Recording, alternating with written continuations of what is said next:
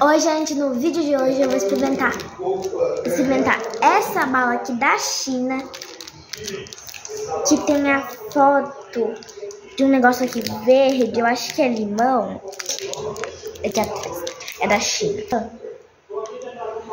Tem cheiro de daquele negócio que tinha aqui em casa, né, mas eu esqueci o nome. Tem cheiro de Vicky Vaporub, cheiro ruim, ó, essa aqui é a bala. O cheiro é muito ruim, cheira, mãe. Cheiro ruim. Gente, como eu estava comendo essa bala aqui, eu parei pra falar uma coisa.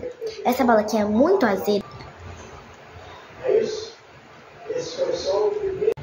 Então, gente, esse é o vídeo de hoje.